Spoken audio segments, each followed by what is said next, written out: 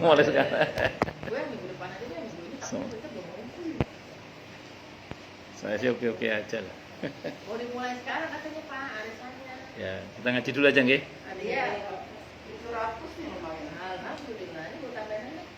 Kita mulai nggih. Assalamualaikum warahmatullahi wabarakatuh. Bismillahirrahmanirrahim. Alhamdulillahirabbil alamin. Wa bihi nasta'inu ala umurid dunya waddin. Wassalatu wassalamu ala asyrafil anbiya'i wal mursalin. Sayyidina wa habibina wa syafi'ina wa qurrati a'yunina wa maulana Muhammadin wa ala alihi wa ashabihi wa dzurriyyatihi ajma'in, amma ba'd. Asyhadu an la ilaha illallah wa asyhadu anna Muhammadar Rasulullah wa ufawwidu amri ilallah, innallaha basirum bil ibad. Hasbiyallahu la ilaha illa huwa alaihi tawakkaltu wa huwa rabbul arsyil azim. Qala Allahu ta'ala fi kitabihil karim hikayatan an nabiyillahi Musa alaihi salam, Rabbi syrah li sadri wa yassir li amri wahlul 'uqdatam min lisani yafqahu qawli. Para satidah, para ibu-ibu sekalian, hafizani wa hafizakunallah, khusus segenap pengurus Majelis Ta'lim Al-Ikhlas dan Sohibatul Bait Ibu Ririn, yang semoga beliau beserta keluarga besarnya dan kita semuanya saja semoga selalu dalam naungan rahmat, barokah, perlindungan serta bimbingan Allah Subhanahu wa taala. Amin Allahumma amin insyaallah. Dan tentu saya doakan semoga kemuliaan ibu-ibu sekalian selalu dijaga dan tingkatkan terus oleh Allah Subhanahu wa taala sebagai seorang muslimah, sebagai seorang istri, sebagai seorang ibu, dunia hingga surga. Amin Allahumma amin insyaallah. Allahumma inna nas'aluka ilman nafi'ah wa rizqan thayyiba wa amalan mutaqabbala wa fatahallahu alaina futuhal arifin. Allahumma inna na'udzubika min ilmi la yanfa' wa amali la yurfa' wa qalbi la yakhsha' wa du'a la yusma'. Allahumma ati anfusana taqwaha wa zakkiha anta khairum man zakkaha anta waliyuha wa maulaha. Amin Allahumma amin insyaallah. Masih melanjutkan kajian kita tentang fiqh sunnah karya Said Sabiq rahimahullah rahmatan wasi'ah wa rahimallahu ulama al-muslimin. Dan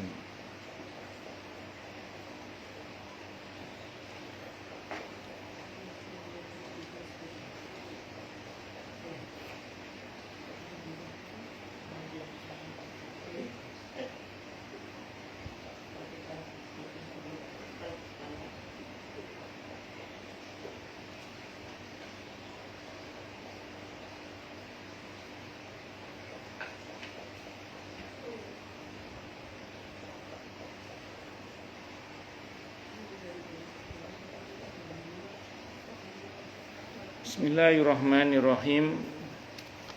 Hak memilih.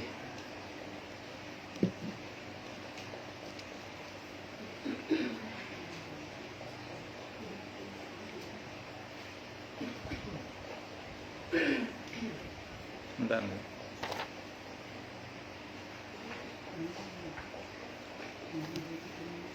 Al-khiyar atau hak memilih adalah mencari kebaikan dari dua perkara, antara menerima atau membatalkan sebuah akad. Macam-macam akad ada sebagai berikut. Macam-macam khiyar ada sebagai berikut. Yang pertama namanya khiyar majelis. Sebentar nih.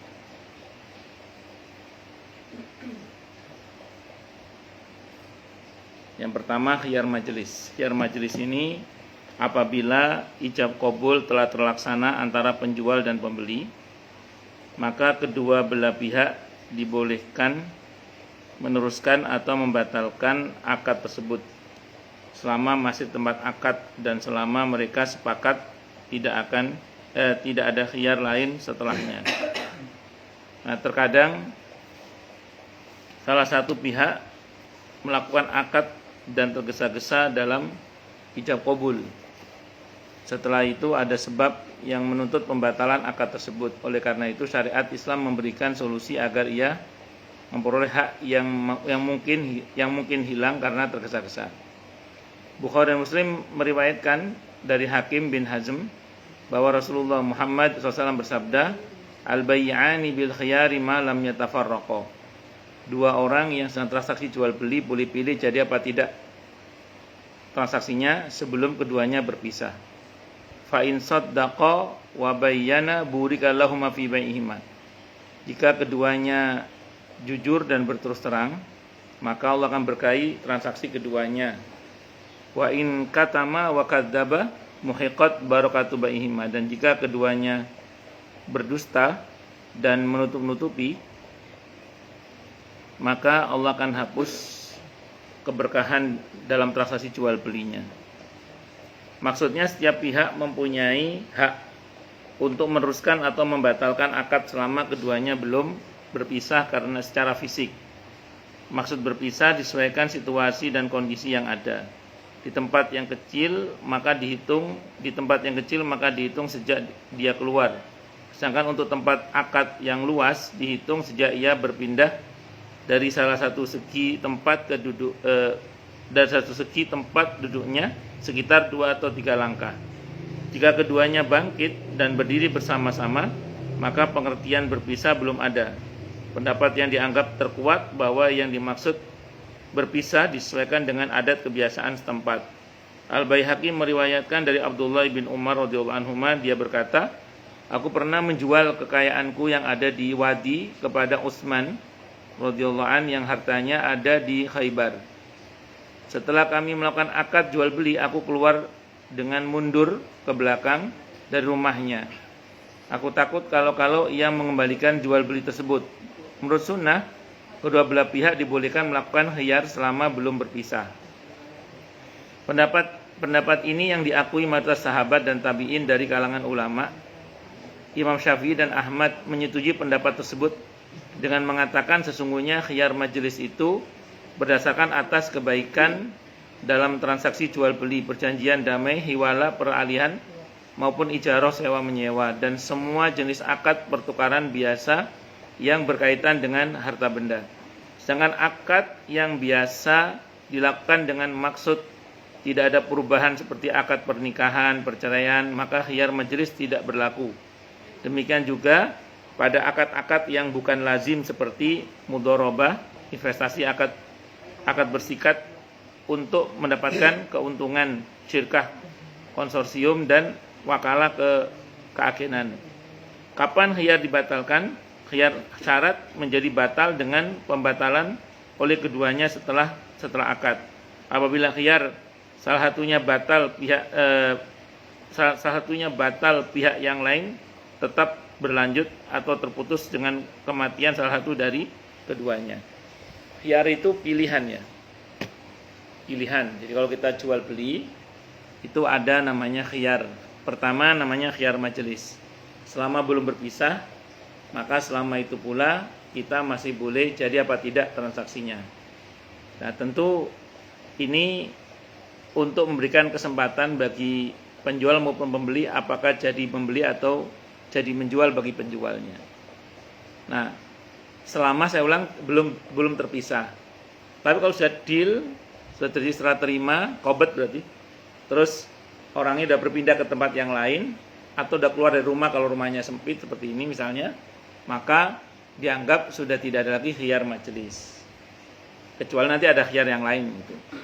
Nah, contoh gini misalnya.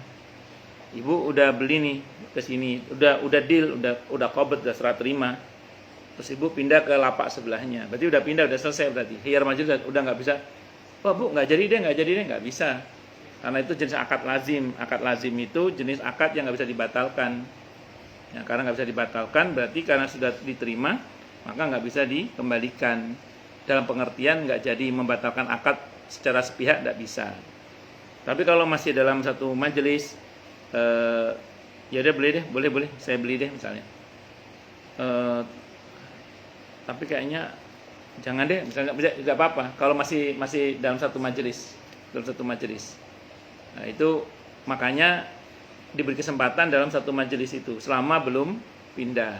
Tapi kalau udah pindah atau udah keluar, misalnya udah keluar toko atau udah pindah lapak, kalau di pasar kan ada lapak satunya udah pindah, udah beli, udah terima, terus udah pindah ke sini. Nah, kalau udah pindah berarti sudah tidak bisa lagi dibatalkan karena sudah jenisnya akad lazim gitu.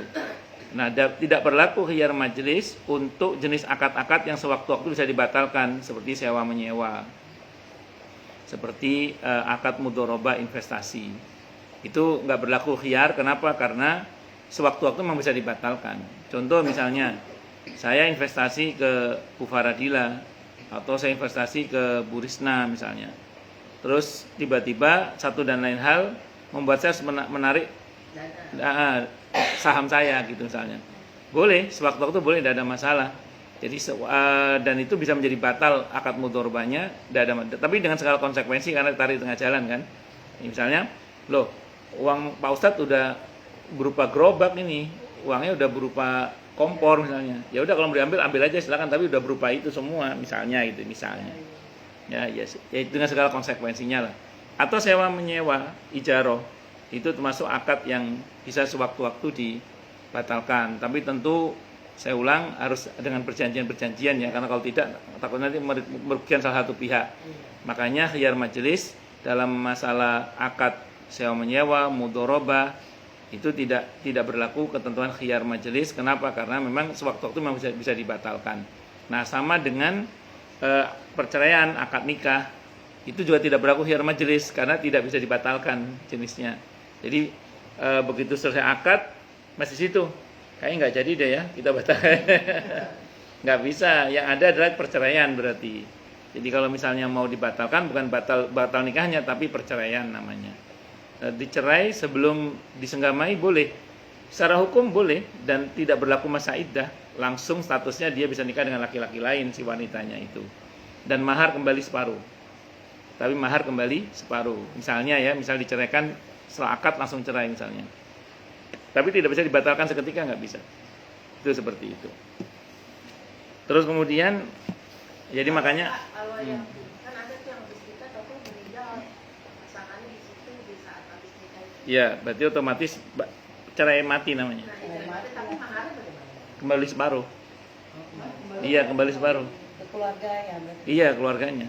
Dia kan belum disenggamai. Iya. Kalau belum disenggamai kembali separuh maharnya. Habis ijab kabul itu kan Iya. ada kejadian gitu. Iya. Itu memang ada tertulis ya. Di fikih. Oh, ada Di fikih ya, di fikih. Kalau nuntut sih, kalau nggak nuntut ya, Kalau nuntut ya iya udah. bisa biarin aja. Jadi pura-pura nggak tahu. Ya enggak, tergantung keluarganya. Ini kan kembali ke keluarganya.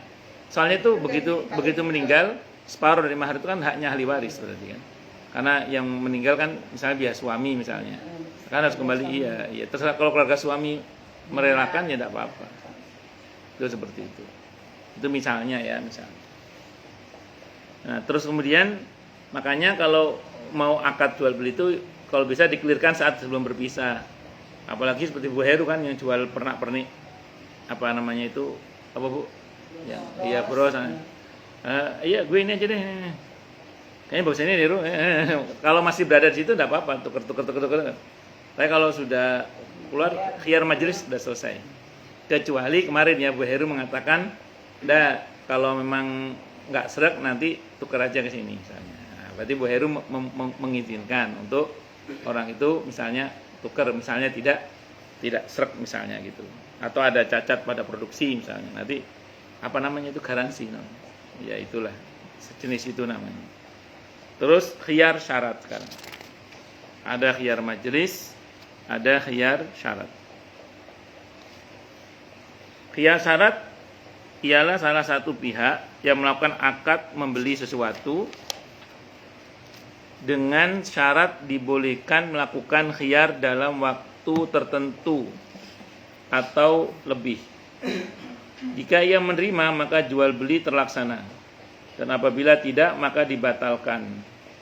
Pengajuan syarat tersebut dibolehkan bagi kedua belah pihak atau oleh salah satu pihak. Jadi misalnya ibu mengajukan syarat, misalnya nanti kalau anak saya nggak cocok, boleh saya kembalikan lagi ya misalnya. Nanti kalau ukurannya nggak cocok boleh tuker ya misalnya. Jadi ada omongan gitu dari awal. Ya otomatis karena bendanya berbeda kan ada akad baru berarti kan. Boleh silakan aja kalau memang disepakati oleh kedua belah pihak. Tapi kalau tidak disepakati ya tidak bisa, harus sepakati dulu. Itu seperti itu. Jadi kalau kan ada toko tertentu itu, silakan dicermati betul barang yang akan dibeli karena kami tidak melayani penukaran setelah pembayaran. Iya, jadi atau ada kata-kata ini pernah di toko itu, penukaran masih dilayani selama masih berada di depan kasir. Istilahnya apa ya saya lupa itu, pernah baca itu. Tapi ada juga toko yang gini yang mohon dicermati barang yang akan dibeli karena kami tidak melayani penukaran setelah pembayaran. Itu di toko mainan anak-anak biasanya. Itu saya pernah baca begitu. Jika makanya kalau kita beli mainan anak kan dicoba dulu. Coba dulu Mbak, coba dulu. Udah, itu begitu deal bayaran dia enggak melayani penukaran sudah. Karena atau ada kata-kata tadi itu. Kami tidak melayani penukaran kalau sudah keluar dari toko misalnya itu. Barang keluar dari toko dan seterusnya. Apa terserah lah, itu syarat itu namanya. Nah, kalau syarat sepakati silahkan. Kalau nggak sepakat ya jangan beli di situ. Nanti belanja di tempat lain aja. Itu seperti itu. Dalilnya adalah sebagai berikut. Hadis Ibnu Umar radhiyallahu anhu bahwa Nabi Muhammad sallallahu alaihi wasallam bersabda, kullu bai'aini la bai'a bainahuma hatta yatafarraqa illa bai'al khiyar. Setiap dua orang yang melakukan transaksi jual beli belum berlaku akadnya hingga mereka berpisah kecuali jual beli dengan khiyar. Artinya, jual beli dinyatakan berlaku apabila kedua belah pihak telah berpisah, kecuali bila ada syarat tertentu dari salah satu pihak atau keduanya untuk menerima khiyar dalam jangka waktu tertentu. Kayak kemarin saya kan ganti ban motor itu, dari pihak Planet Ban itu ngomong garansi 6 bulan Pak, kalau ada cacat produksi kembalikan. Cacat produksi ya, bukan karena kena paku atau bukan, cacat produksi misalnya benjol atau bocor yang enggak wajar misalnya, itu bisa dikembalikan. Itu namanya khiyar syarat itu. Berarti dari pihak toko yang mengizinkan untuk dikembalikan. Nah, tapi kalau bisa itu jangan hilang Pak, struknya itu jangan hilang misalnya gitu. Betul, karena si toko. Terus kalau ada toko itu di Perancis, toko untuk perabot rumah tangga itu garansi toko 3 hari. Kalau garansi toko. Terus DIY itu juga sama itu.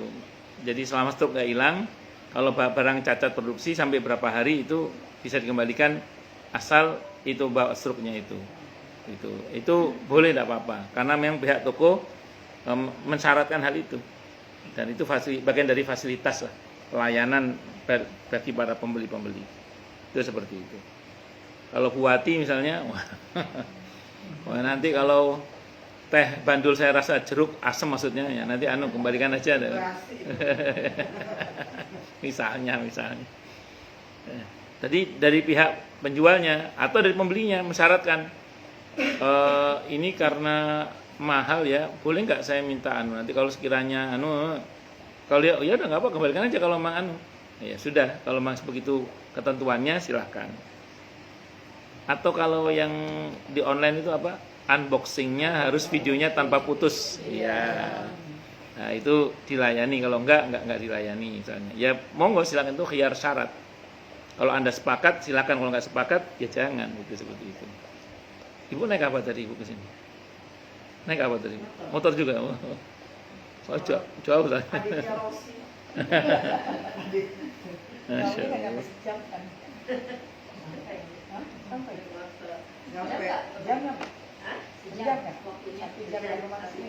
Satu jaman Ibu. Pahalanya banyak. Saya itu kalau udah jadwal Muras 3 itu sudah jauh-jauh waktu, sudah persiapan. Konvoynya Pak Ustaz ya.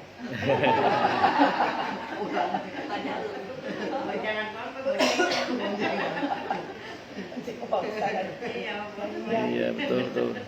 Riwayat Ibnu Umar radhiyallahu anhu bahwa Nabi Muhammad SAW bersabda, "Idza tabayya'a ar-rajulani fa kullu wahidin minhuma bil khiyari ma lam yatafarraqa wa kana jami'an aw yukhayyiru ahaduhuma al-akhara fayatabayya'a ala dzalika faqad wajaba al-bai'u rawahu as-salasah." Hadis riwayat ulama bertiga ini ya. Jika dua orang telah melakukan transaksi jual beli, maka kedua belah pihak boleh melakukan khiyar, hak pilih, sebelum mereka berpisah setelah sebelumnya bersama-sama. Atau salah seorang mereka melakukan khiyar, maka mereka berdua melakukan jual beli dengan cara demikian sehingga jual beli menjadi suatu keharusan. Apabila tenggat waktu atau tenggang waktu yang ditentukan telah berakhir dan akad tidak dibatalkan, maka jual beli telah sah. Syarat khiyar batal dengan ucapan dan tindakan pembeli terhadap barang yang dibelinya dengan cara mewakafkan, menghibahkan atau membayar harga tersebut. Karena tindakannya tersebut menunjukkan keridhoannya atas akad jual beli dan barang. Jika khiyar merupakan haknya, maka tindakannya telah menunjukkan sahnya akad jual beli. Kalau contoh di transaksi online itu ada kata menyelesaikan transaksi itu. Kalau di Tokopedia itu yang saya punya itu kan, begitu barang udah sampai, kalau saya klik selesai berarti saya sudah ridho, berarti sudah tidak ada hak komplain lagi, berarti saya tidak bisa mengembalikan return, dan memang aturan mainnya begitu di fikih, karena kita dianggap sudah ridho, itu seperti itu. Atau pada batas waktu yang dimaksud dia tidak ada komplain apapun, berarti dianggap sah. Contoh gini misalnya, ketentuan gini ini ada Telkomsel atau dari apa saya nggak paham itu. Kalau abaikan kalau memang Anda menyetujui ini, tapi kalau Anda tidak setuju silakan ajukan balasan bahwa Anda tidak setuju apa. Misalnya gini, kayak saya kan di SMS oleh pihak provider tertentu atau bank atau apa, SMS ini misalnya, jadi kalau Anda setuju abaikan saja ini. Kalau Anda setuju silakan Anda ajukan ke nomor sekian bahwa Anda tidak setuju dengan ini misalnya. Ya begitu. Jadi dengan saya mengabaikan berarti saya dianggap sudah setuju. Berarti nggak ada masalah, sudah nggak berlaku khiyar lagi karena sudah dianggap setuju tadi itu. Makanya memang apa-apa itu dalam Islam sebaiknya jelas akadnya ya. Jadi jangan tidak jelas akadnya. Jadi kalau memang diberi hak khiyar berapa hari gitu. Kayak tadi saya bilang kayak ban itu saya diberi waktu 6 bulan. Biasanya ban motor itu kan rata-rata 2 tahun. Khusus untuk saya setahun sekali ganti ban untuk ban belakang. Jadi karena rata-rata motor saya ini per bulan 2000 km. Rata-rata. Iya, motor saya rata-rata per bulan 2000 km motor saya ini, rata-rata. Kenapa saya tahu? Karena saya perhatikan setahun itu ya 2000 kali 12 rata-rata. Ngalah-ngalahi tukang ojek. Tukang ojek kalah kali. Ya, jadi biasanya ban itu 2 tahun biasanya. Kalau yang ban motor ya. Kalau ban mobil kan 5 tahun katanya. Nah, ini 6 bulan dikasih garansi untuk bisa. Tapi misalnya saya mengabaikan itu sampai lewat 6 bulan ya berarti dianggap saya sudah setuju, berarti ya sudah enggak bisa di hak khiyar lagi, udah selesai udah hak khiyarnya. Itu seperti itu. Terus khiyar barang cacat. Diharamkan menjual barang cacat tanpa menjelaskan kepada pembelinya. Dalilnya adalah dari Uqbah ibn Amir radhiyallahu anhu, Rasulullah Muhammad SAW bersabda, "Al-muslimu akhul muslim." Seorang muslim adalah saudara muslim yang lain. La yahillu li muslimin ba'a min akhihi bai'an fi wa fi aibun illa bayyanahu. Tidak halal bagi seorang muslim menjual kepada saudaranya. Tidak halal seorang muslim menjual dari saudaranya satu barang yang dia jual sementara di dalamnya ada aib kecuali dia menjelaskannya. Jadi tidak boleh sesama muslim menjual barang kepada muslim yang lainnya sementara barang itu ada cacatnya kecuali dia menjelaskannya. Loh, berarti kalau sama orang dulu Islam boleh? Enggak, sama, enggak boleh juga. Dalam Islam kepada orang kafir pun kita tidak boleh khianat. Itu seperti itu. Itulah Islam yang mengajarkan kita untuk berlaku amanah baik kepada sama muslim maupun kepada orang di luar Islam. Hadisnya riwayat Ahmad, Ibnu Majah, Ad-Daruqutni, Al-Hakim dan At-Tabarani rahimahumullah. Ada Ibn Khalid menceritakan, kata bali an-Nabi SAW, hada mashtarahu al-Adda'u Ibn Khalid Ibn Haudata Ibn Muhammad min Muhammad Rasulullah SAW. Ishtara minhu abdan au amatan la da'a wala ghailata wala khubsata bai'ul muslimi minal muslim. Nabi Muhammad SAW pernah menulis surat kepadaku. Ini barang yang telah dibeli oleh Adda ibn Khalid dari Muhammad Rasulullah SAW, yang membeli seorang budak pria atau wanita yang tidak sakit, tidak buruk, rusak maksudnya, tidak rusak dan tidak kotor. Jual beli seorang muslim dari muslim yang lain. Terus ada hadis lain yang mengecam, man ghasyana falaysa minna. Barang siapa yang menipu kami, maka dia bukan termasuk golongan kami. Hadisnya Sahih Muslim yang saya tahu. Nah, jadi enggak boleh dengan sengaja kita menjual barang yang cacat kecuali kita menjelaskannya. Kalau di belakang hari ketahui ada cacat, maka cacat itu menyebabkan batalnya jual beli, sehingga orang yang membeli berhak untuk mengembalikannya.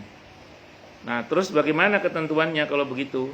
Dalam Islam kita diatur begini. Yang pertama, kalau kita sebagai pemilik barang dan tahu ada cacatnya, jelaskan. Kalau kita nggak tahu cacatnya, tiba-tiba ada cacatnya, itu beda bab. Berarti kita bukan sengaja untuk mengelabui, satu dulu. Yang kedua, ada cacatnya, cuma udah selesai, udah dibenerin. Itu nggak harus diceritakan juga. Kenapa? Karena sudah dibenerin. Dan ini bukan cacat lagi namanya. Contoh, misalnya mobil pernah turun mesin, misalnya. Ibu mau jual mobil ibu, tapi ibu udah benerin, udah nggak masalah, sudah bener. Itu nggak harus diceritakan. Ini Pak, mobilnya pernah turun mesin sampai 3 kali, udah harus cerita gitu. Karena ibu udah benerin semua, udah nggak ada cacat lah. Tapi kalau ada cacat, itu sepatutnya lah ibu menceritakan. Kalau ibu udah ngerti ilmu tentang mobil, kayak saya kan ngerti ilmu mobil misalnya. Misalnya ada orang mau beli mobil ke saya, maka sepatutnya yang paling aman kita katakan, saya nggak ngerti mobil, cuman silakan dinaikin aja mobilnya, nanti dicek aja ada cacatnya apa tidak, saya nggak paham. Kalau orang tertentu itu biasanya ngajak tim ahli biasanya, inspeksi apa saya nggak paham itu. Saya punya kenalan itu kakaknya ahli begitu dia. Nah, dia kalau mau beli mobil, dia nyuruh kakaknya itu untuk inspeksi, kalau layak dibeli atas penilaian beliau sudah dibeli. Kalau enggak dibeli, atau diberitahu cacatnya. Ini masalah di sini. Ya udah, kalau memang dia mau, silakan, enggak mau ya sudah. Nah, kalau udah diketahui semuanya, enggak ada khiyar sudah. Kenapa? Karena udah diketahui cacatnya. Kok mau beli dengan segala konsekuensinya? Kan dia sudah diberitahu cacatnya ini. Kalau dia mau beli ya silakan. Itu Pak, ada mobil kerendam, kalau mau beli silakan aja. Apa adanya kan? Oh, dia mau, ya sudah silakan itu. Itu seperti itu. Misalnya. Itu seperti itu. Makanya saya ulang, jual beli itu akan barokah kalau kita terus terang. Itu seperti itu. Jadi silakan kalau mau beli ini begini. Kalau tahu, kalau nggak tahu ya enggak. Nah, orang nggak tahu ya nggak apa-apa. Kalau mau lebih baik lagi tadi ya silakan dicek aja Pak. Nah, saya nggak tahu soal mobil soalnya. Silakan dicek aja. Gitu. Kalau cocok silakan, nggak cocok ya nggak apa-apa. Itu seperti itu.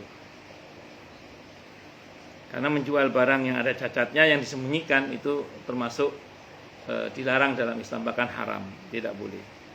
Harus diberitahukan. Hukum menjual barang cacat. Jika akad telah dilakukan dan pihak pembeli telah mengetahui adanya cacat pada barang tersebut, akadnya sah dan tidak ada khiyar lagi setelahnya. Jadi jika akad telah dilakukan dan pihak pembeli telah mengetahui adanya cacat, berarti memang dari awal sudah diketahui. Ya. Kayak ada pernah baca nggak jual barang reject gitu? Ya, turun harga sekian ya. Kasih tahu rejectnya. Iya betul. Boleh. Ya ayo siapa yang ayo cepetan gercep ya. Ayo tap. Ya. Tapi ini ada cacatnya ini, ayo mumpung murahnya. Ya udah kalau deal enggak boleh kembalikan karena sudah diketahui cacatnya. Itu seperti itu. Betul, diberitahu dari awal. Alasannya ia telah rela dengan barang tersebut beserta segala kondisinya. Apalagi memang jual di pasar loak kan. Di pasar loak emang tahu sendiri barang-barang bekas semua. Orang maklum lah namanya beli barang situ pasti dengan segala konsekuensinya. Apa kipas angin bekas atau radio bekas atau apalah yang bekas-bekas itu. Itu dengan segala konsekuensinya karena tidak usah diceritakan pun ini memang barang bekas. Jadi ya kecuali dia bohong. Nah, kalau dia bohong baru itu nanti masuk dalam kategori penipuan. Misalnya ini barang masih mulus, masih bagus. Padahal sudah banyak cacatnya, maka itu sudah tidak boleh itu. Apalagi barang hasil mutilasi. Itu seperti itu. Masya Allah. Ini maturun jazakillah khairan.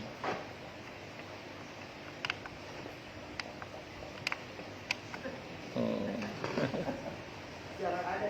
Jangan. Kita sampai ngomongin kita aja butuh AC.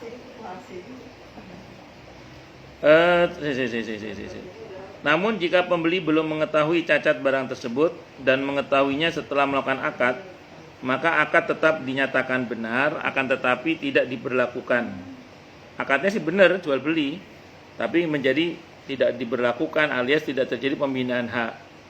Pihak pembeli berhak melakukan khiyar antara mengembalikan barang dan mengambil pembayarannya yang telah diberikan kepada pihak penjual, atau ia meminta ganti rugi pengurangan harga sesuai dengan adanya cacat, kecuali jika ia rela menerima kondisi cacat barang tersebut atau ada tanda-tanda yang menjelaskan kerelaan seperti menawarkan barang yang baru ia beli untuk dijual lagi atau menggunakannya dan memilikinya dan seterusnya.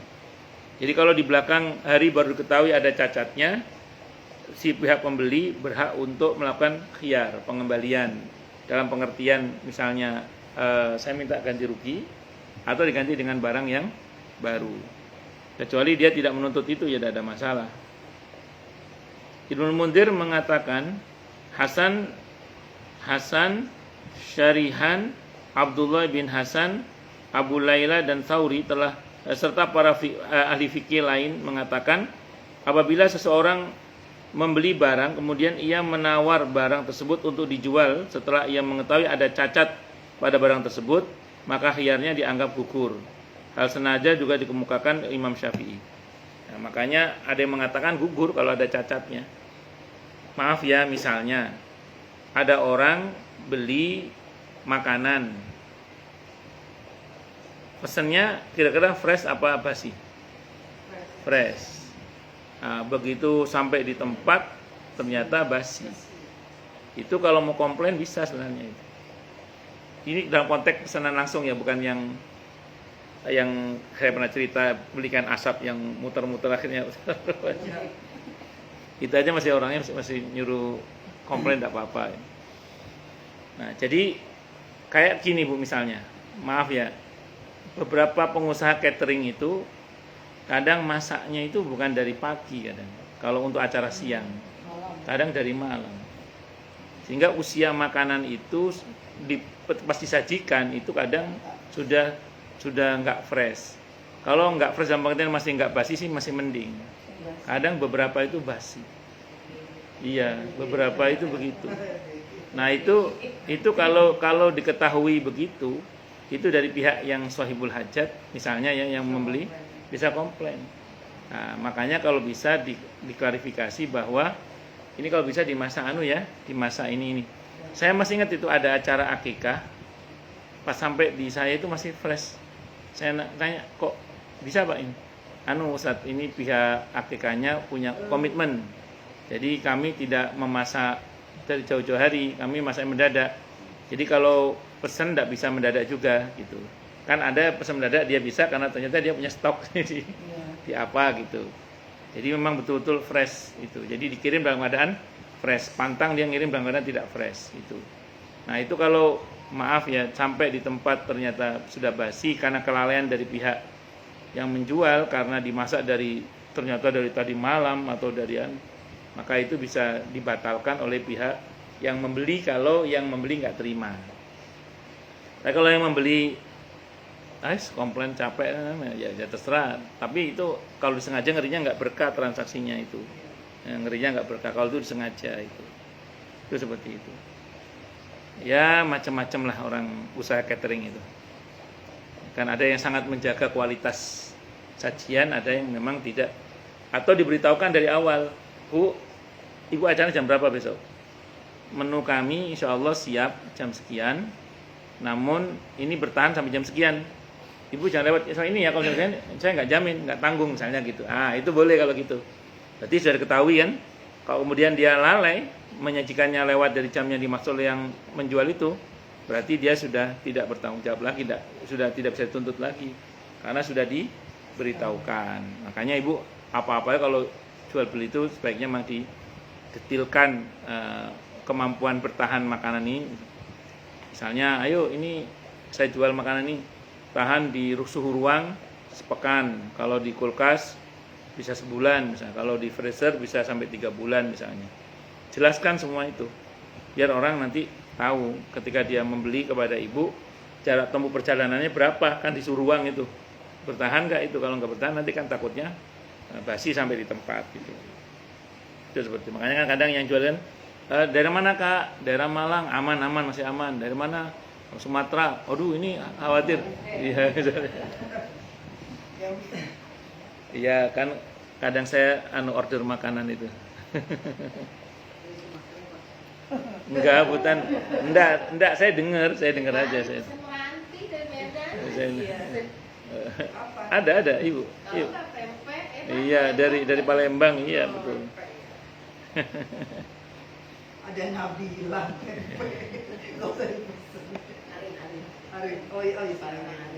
Ya itu ya, jadi jual beli barang yang cacat harus dijelaskan. Kalau dijelaskan, deal sah.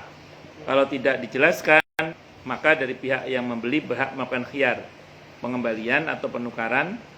Bahkan kalau dalam mazhab Syafi'i tadi bisa dianggap batal itu. Itu seperti itu, karena ada cacat itu.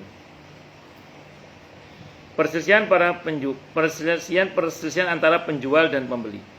Apabila pihak penjual dan pembeli berselisih tentang siapa yang bertanggung jawab atas cacat barang tersebut dan masing-masing memberikan alternatif atau jalan keluar, namun tidak ada kejelasan dari salah satu keduanya, maka ucapan yang dipegang adalah pihak penjual dengan melakukan sumpah seperti yang telah dilakukan Utsman ibn Affan radhiyallahu anhu. Ada juga pendapat yang mengatakan bahwa ucapan pembeli dan sumpahnya yang dijadikan pegangan dan ia berhak mengembalikannya kepada penjual. Sebenarnya gini ya, kalau ada masalah antara penjual dan pembeli sama-sama kuat nih, sama-sama. Tadi kan udah saya jelaskan, enggak, pokoknya berantem lah pokoknya. Maka rumus yang pertama yang dipegang adalah penjual. Tapi harus sumpah dia. Harus sumpah demi Allah bahwa saya bla bla bla bla. Ya, harus jujur. Oke, yang dipegang adalah sumpah si penjual itu. Tapi ada juga yang mengatakan kedua-duanya bisa dipegang asal siapa yang berani bersumpah di antara keduanya. Kalau merujuk pada rumus yang pernah saya baca ya, ada rumus gini. Al-bayyinatu 'alal mudda'i wal yamin 'alal mudda'alai. Yang menuntut harus punya bukti. Yang dituntut cukup dengan sumpah. Itu rumus dasar yang lain itu. Jadi al-bayyinatu 'alal mudda'i wal yaminu 'alal mudda'alai. Jadi yang menuntut, misalnya Ibu yang komplain, Ibu harus punya bukti. Tadi video yang tidak dijedai itu misalnya. Itu buktinya. Kalau Ibu punya bukti yang dimenangkan Ibu. Dari pihak yang dituntut, kalau memang dari pihak yang menuntut tidak punya bukti, dia bisa bersumpah, demi Allah saya tidak begitu. Yang saya kirim asli misalnya. Bisa jadi kan kesalahan kurir, bisa jadi misalnya karena di tengah jalan diganti dengan barang yang lain misalnya. Nah, makanya dalam hal ini harus ada dari pihak menuntut bukti. bagi pihak yang dituntut dengan sumpah tadi itu. Bisa dimengerti ya? Nah, maka usahakan kalau kita yang mau komplain harus punya bukti. Kalau nggak punya bukti kita lemah.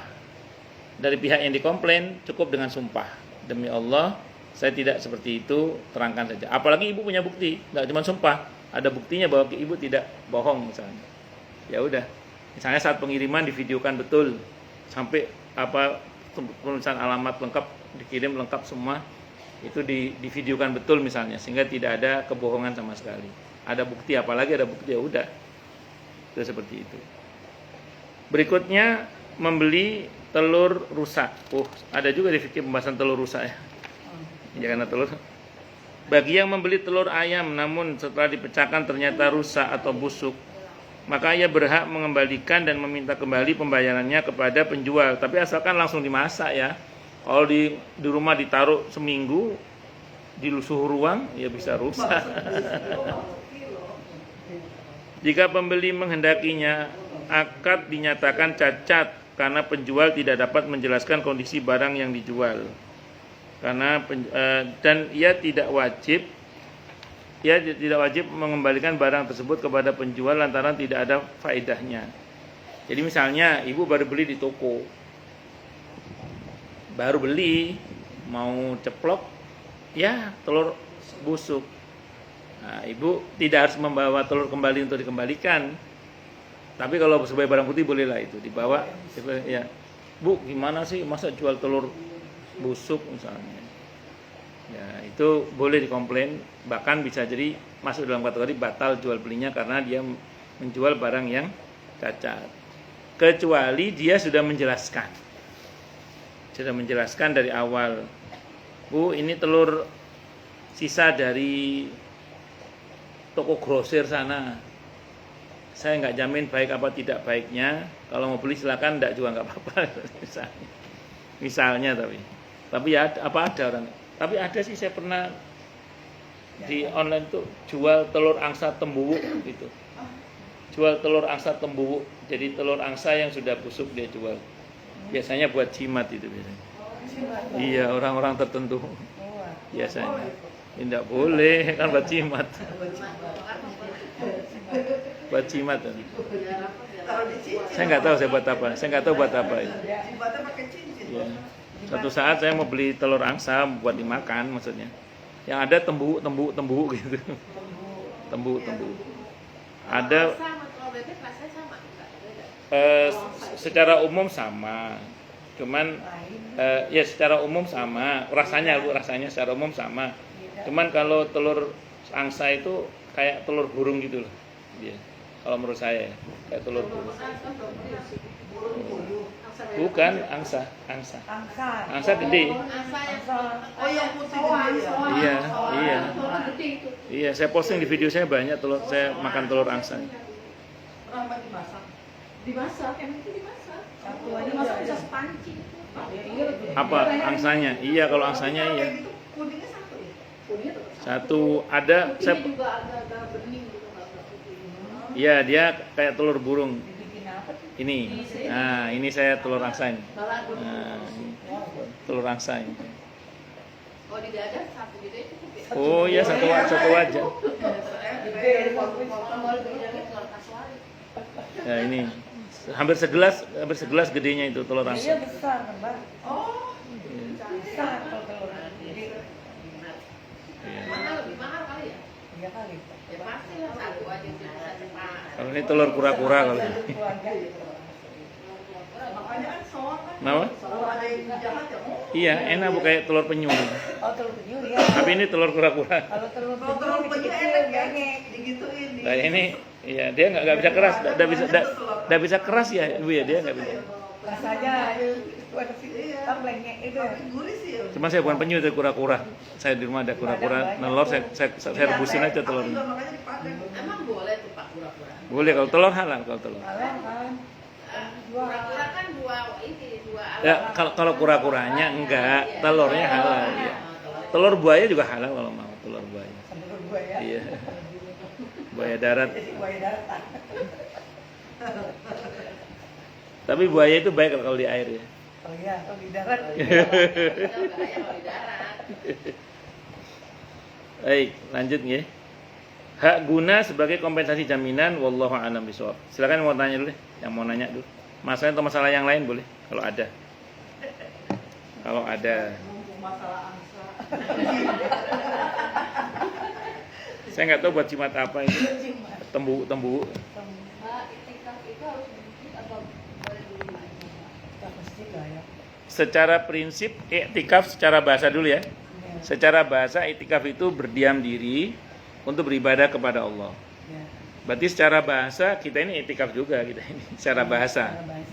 Nah, tapi secara syar'i yang dimaksud iktikaf itu adalah berdiam diri di masjid. Ya, dan disarankan masjid jami'. Masjid jami' itu masjid yang di dalamnya ditegakkan sholat Jumat. Supaya orang nggak perlu keluar gitu. Iya. Sholat itu nggak boleh. Secara syar'i kalau musolanya musola wakaf masjid, jadi musola yang diwakafkan sebagai masjid Boleh. itu boleh, tapi dia ghairul jami' ya, tidak ada sholat Jumat di dalamnya. Boleh, cuman tidak dianjurkan. Yang dianjurkan yang ada sholat Jumatnya yang dianjurkan. Jadi i'tikaf yang dianjurkan itu secara syar'i ya, secara syar'i, bukan secara bahasa. Kalau secara bahasa di rumah pun boleh, di rumah secara bahasa.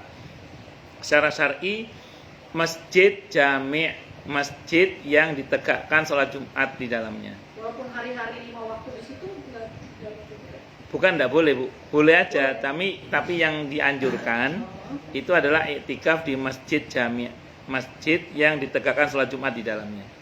Jadi Bu di musola boleh, secara bahasa iktikaf itu, apalagi musola wakaf ya, musola wakaf masjid.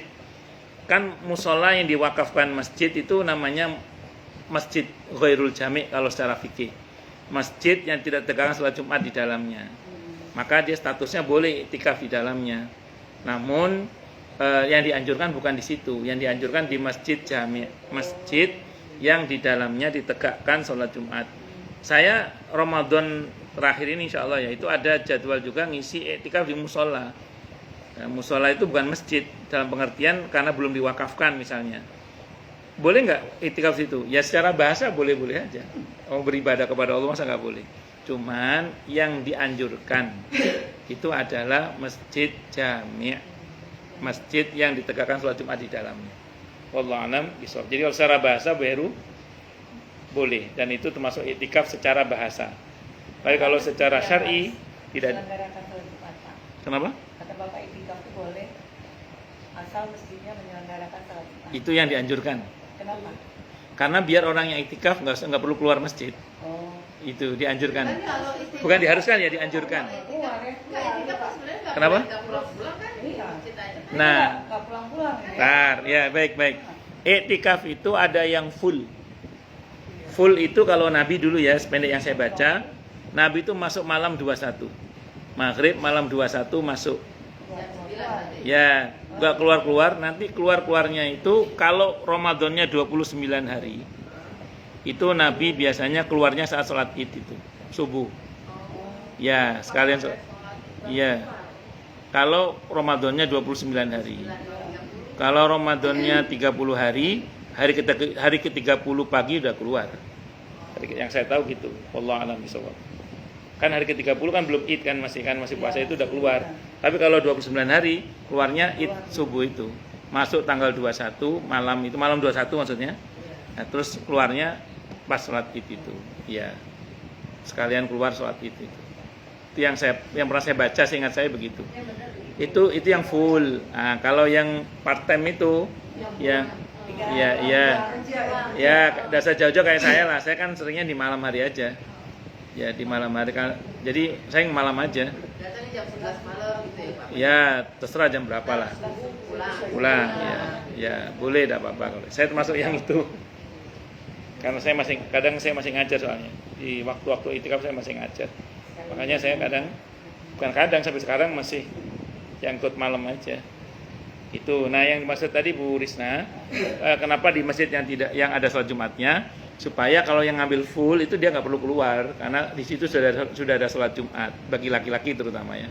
Itu seperti itu. Jadi kalau bisa nggak keluar. Sebenarnya kalau prakteknya Nabi tetap keluar sih. Nabi itu Nabi itu kadang tetap keluar ngantar istrinya sampai di pagar.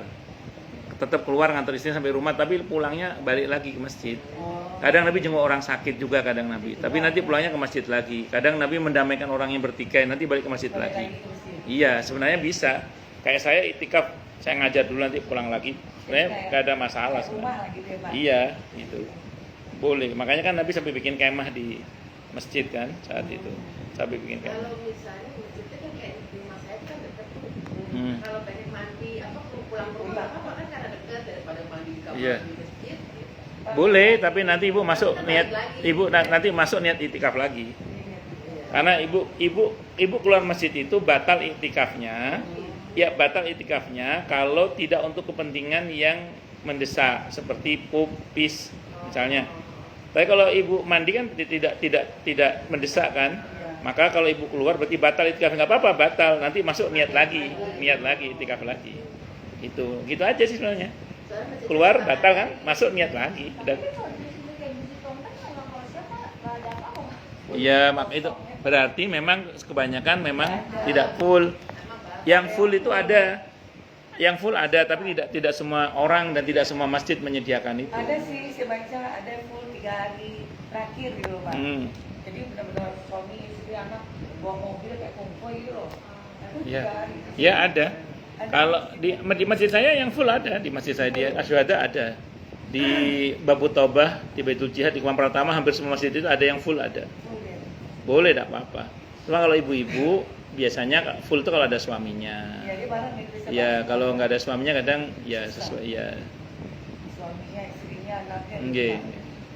Oke, monggo Bu. Baik. Apakah ada doa khusus selesai kita baca khatam Al-Quran? Bagus. Sependek yang saya baca, kalau doa khusus saya belum pernah baca. Jadi bukan tidak ada, saya belum pernah baca. Tapi doa itu ibadah mutlaqah ghairu muqayyadah. Mutlak ada perintahnya kapan terserah. Nah, para sahabat Nabi, di antara sahabat Anas ibn Malik radhiyallahu an, beliau punya kebiasaan. Kalau khatmul Quran, semua anak istrinya dikumpulkan, beliau berdoa. Doanya apa terserah. Jadi bukan doa khusus, tapi doa terserah. Ya. Itu. Nah, makanya kalau misalnya ibu habis khatmul Quran tidak baca doa, tidak apa-apa. Kalau ibu mau baca doa, lebih baik. Karena para sahabat dulu melakukan.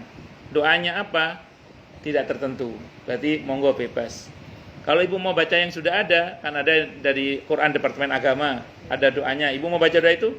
Sependek yang saya baca isinya benar kok, tidak ada masalah. Silakan kalau mau pakai itu, silakan. Misalnya ibu nggak pakai itu, yang lain monggo silakan. Bebas saja. Saya kira itu Allah alam bisawab. Nggih. Nggih, Bu Ridin. Aku kemarin kan yang puasa di sana kan itu udah di luar ya, yang di Indonesia belum. Berarti kan aku ikut di sana awalnya. Nah nanti terus bagaimana itu?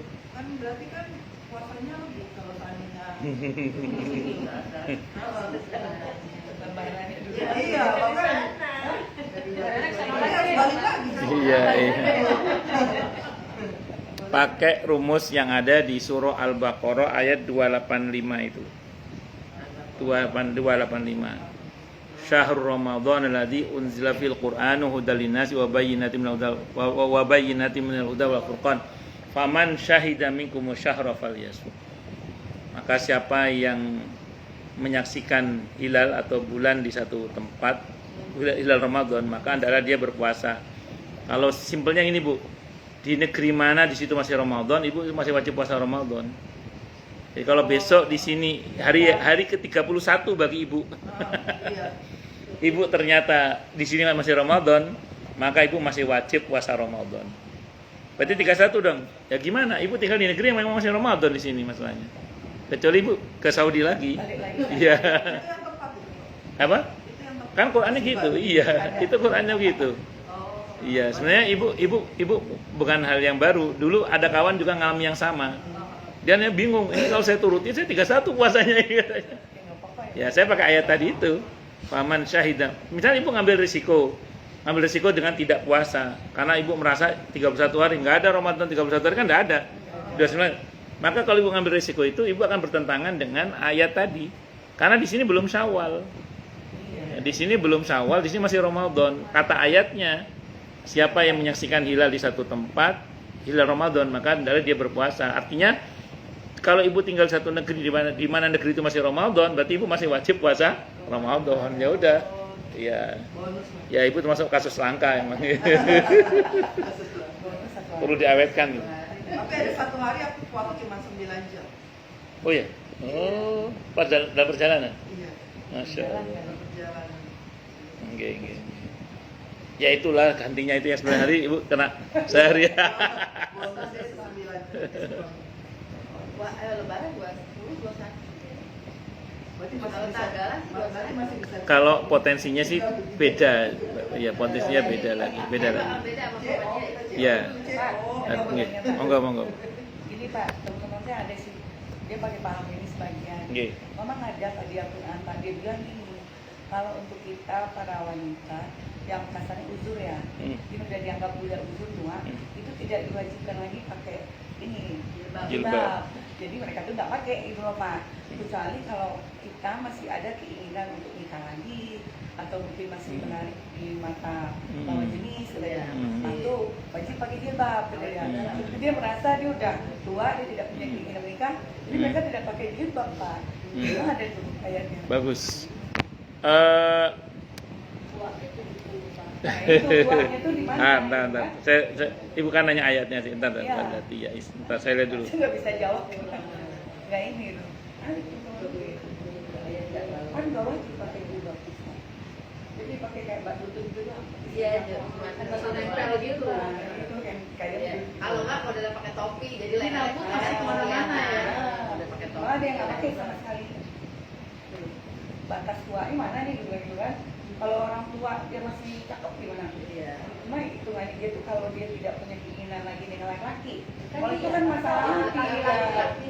Nah itu aku bilang kan, itu kan masalah hati loh, jangan lu ngerasa lu nggak menarik. Kalau orang jenis lu bilang gimana? Iya. Berarti kan enakan ditutup ubannya nggak kelihatan. Gereja. Nah, berarti kalau dicet masih Ya maksudnya untuk dirinya sendiri gitu loh. Saya lupa ada di ayat memang itu. Ya jadi ada ayat saya lupa ya. Ada wanita yang sudah mengalami menopause itu. Sudah tua maksudnya. Itu dia boleh melepaskan kain penutup. Kalau di Quran namanya jilbab ya. Jilbab itu bukan kerudung sebenarnya, tapi ini. Ya, karena khimar. Jilbab itu pakaian sebenarnya. Jadi dulu wanita dulu itu di samping pakai khimar jilbab itu, mereka juga pakai baju namanya jilbab. Jadi baju ibu ini namanya jilbab. Baju itu jilbab. Terus ditambah lagi kain penutup lagi. Dulu itu gitu. Iya, kayak surban gitu, semacam surban gitu. Wanita dulu itu gitu. Orang kalau udah menopause, dia boleh buka kain yang itu. Nah, bukan buka jilbabnya. Nah, bukan buka khimarnya. Iya. Nah, orang salah memahami itu. Nah, yang teman ibu itu salah memahami itu. Jadi boleh buka jilbab itu maksudnya dikira jilbab yang ini. Padahal jilbab itu adalah kain penutup yang di sini itu maksudnya. Kain penutupnya itu. Jadi jilbab itu di Al-Qur'an itu bukan penutup kepala, bukan. Jilbab itu pakaian. Yang kita pakai ini, ibu yang pakai itu jilbab namanya. Dan ditambah lagi kain penutup lagi. Nah, itu dia punya fungsi untuk menutup area ini itu namanya jilbab itu namanya. Nah, dia boleh ngelepas yang pakaian itu. Nah, ya menarik, para ulama mengatakan begini. Itu boleh menutup area dada itu kalau memang dadanya sudah tidak menarik. Tapi walaupun sudah tua kalau dadanya masih menarik tetap wajib ditutup kata para ulama. Karena titik tekannya bukan soal menutup atau tidak menutupnya, masih menarik atau tidak menariknya itu. Kan saya ada orang walaupun udah tua, ya masih seksi, masih belakatet atau apa itu. Nah, yang model begitu itu tetap harus ditutup. Iya. Masih mentekel itu. Ya. Nah, jadi yang saya pahami teman-teman ibu tadi itu salah memahami konsep jilbab. Dikira jilbab itu adalah penutup kepala. Padahal jilbab itu pakaian yang di sini ini maksudnya. Dia ada kelonggaran boleh membuka bagian kain yang menutupi pakaian jilbabnya itu. Jadi jilbab itu pakaian aslinya. Iya, ada ya. Ada, saya lupa di mana itu. Saya lupa itu. Di An-Nur atau di mana itu? Ini udah pada buka. Ya, Namanya himar. ya, himar, betul. Itu yang saya pahami itu. Wallahu a'lam bishawab.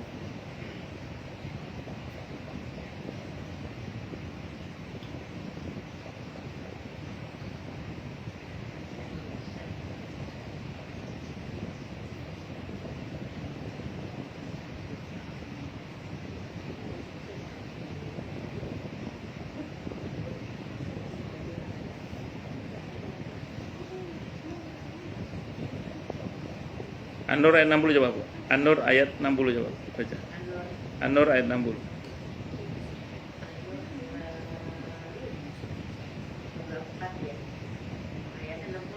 Nggih, nggih. Nggih. Dan para perempuan tua surat An-Nur ayat 60. Dan para perempuan tua yang telah berhenti dari haid dan mengandung yang tidak ingin menikah lagi, maka tidak ada dosa menanggalkan pakaian luar mereka dengan tidak bermaksud menampakkan perhiasan, tetapi memelihara kehormatan adalah lebih baik bagi mereka. Allah Maha mendengar dan Maha mengetahui. Itu yang dimaksud tidak ingin menikah lagi itu udah nggak punya nafsu maksudnya. Udah tuwir banget berarti. Iya, kalau masih ada nafsu untuk menikah berarti masih masuk dalam ayat ini, harus pakai jilbab, tetap harus pakai nutup aurat. Dan para mufasir mengatakan di sini pengertian tidak ingin menikah lagi udah nggak ada syahwat karena sudah saking tuanya udah berarti. Iya, tua banget. Itu satu. Yang kedua, maksudnya tetap nutup aurat tapi aturannya lebih longgar.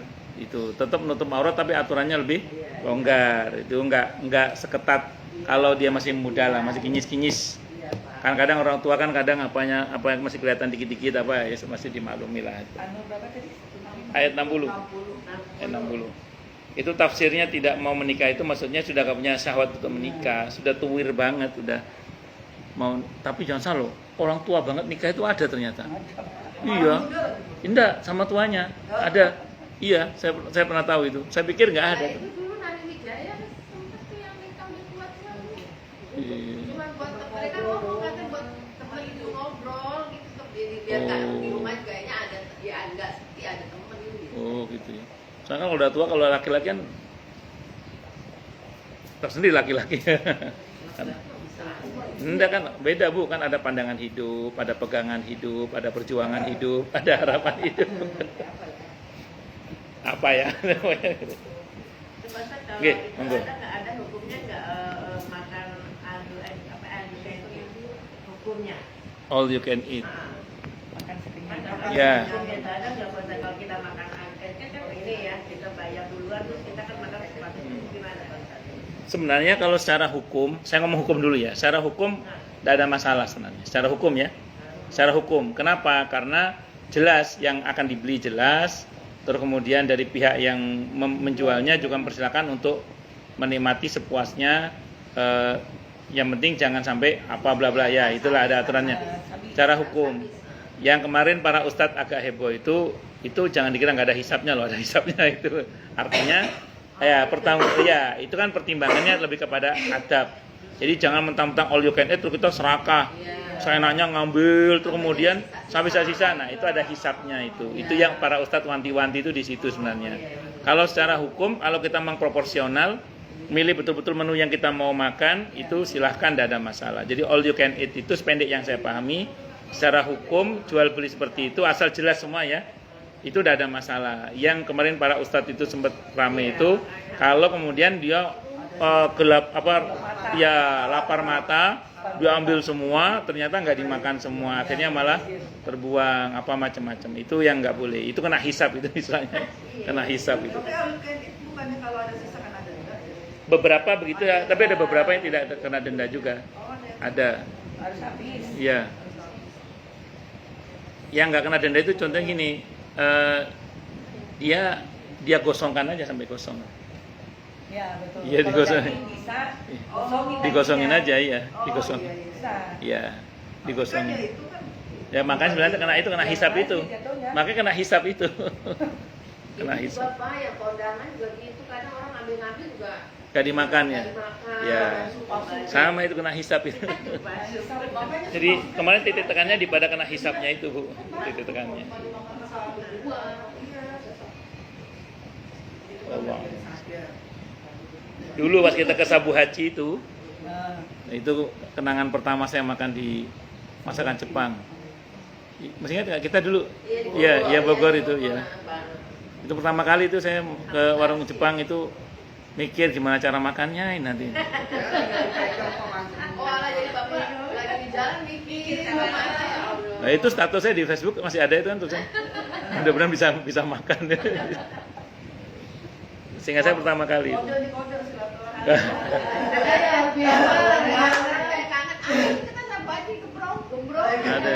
Ada sini sudah ada sini ya sudah ada. Iya, gede dia. Itu yang di ini kan bukan ya, yang pakai sawah yang di bambu apus itu. Di mana? Oh, Enggak ada dekat tas yang bro. pernah Ibu ke sana? Pernah ke sana? Ya? Oh. Iya, itu Komplit. iya puas itu. Tapi bakal ada Orang yang ketiga ayo. gini.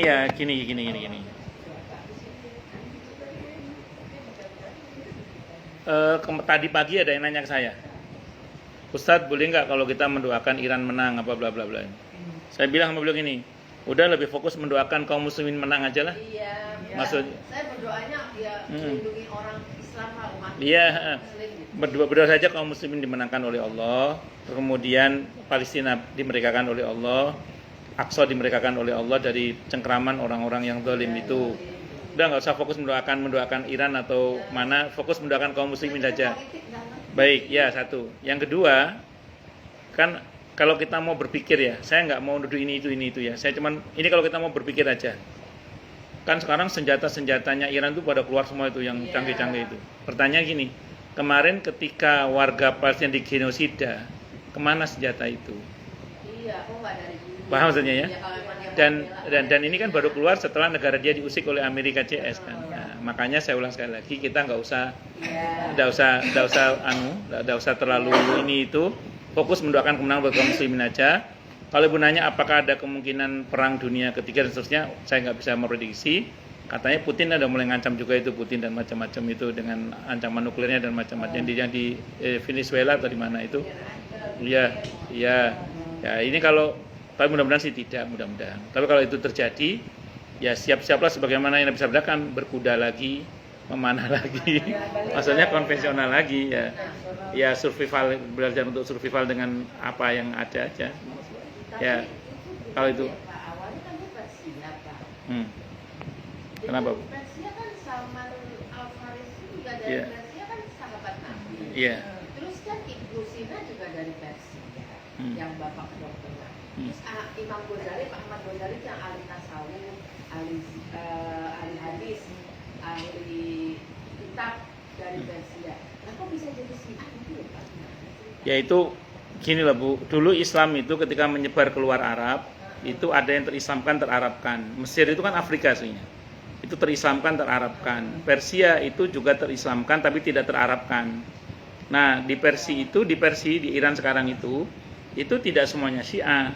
Ada bermadzhab Syafi'i ada, cuma mereka dikucilkan memang. Mereka disingkirkan, dikecilkan atau istilahnya nggak boleh berkembang lah. Nah, sehingga yang berkembang secara politik itu ya yang sekarang ada itu. Sebelumnya itu kan ada Shah Reza Pahlavi itu kan, itu Sunni itu kan. Ya, ya, ya, ya, itu kan itu kan apa namanya? Itu masih Sunni kan itu. Iya. Pada saat itu nggak berhijab, Pak. Iya, maksudnya itu Sunni, bukan Syiah kan. Artinya gini, ini persoalan politik murni ini sebenarnya itu. Ya sudah, ini bukan soal manhaj atau tidak mana, ini pure murni masalah politik sebenarnya.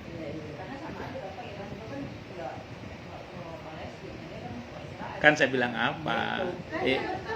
Makanya gini Bu pertanyaannya, ketika warga Palestina digenosida, dibantai, mana senjata dia yang canggih itu? Kenapa baru keluar sekarang ketika negara diusik? Berarti ini pure murni Ya, makanya daripada kita sibuk mendoakan kemenangan untuk Iran, mending fokus mendoakan kemenangan untuk kaum muslimin. Katanya pengikutnya Dajjal keluar dari ini kan. Wallahu a'lam.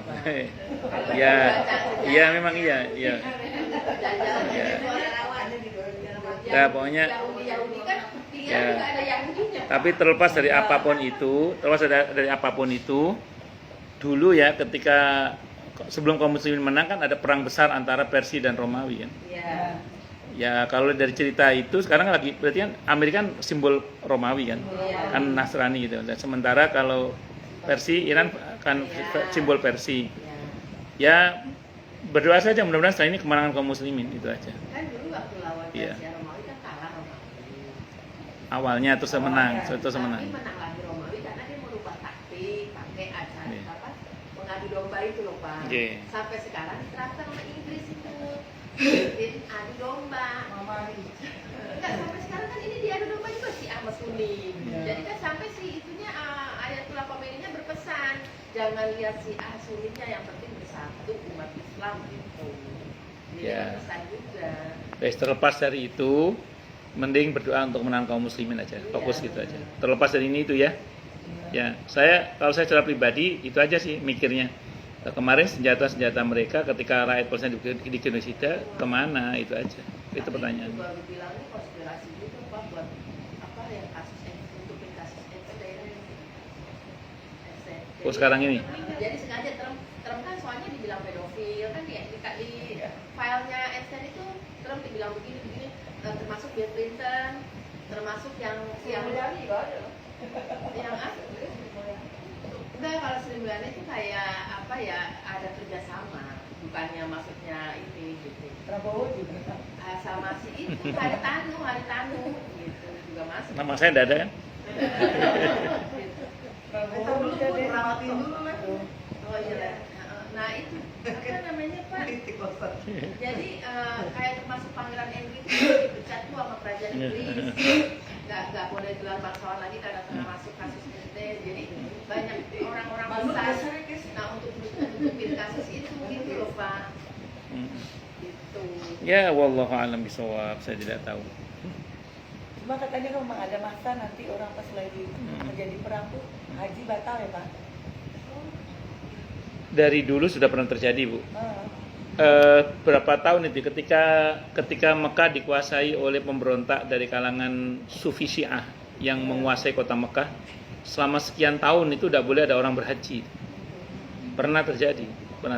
Tahun berapa gitu saya lupa, ada dalam catatan sejarah itu di mana haji pernah tidak ada. Ya. Sebenarnya itu kan cara Allah untuk mengatakan bahwa ini semulia apapun kota suci Mekah ini tetap makhluk.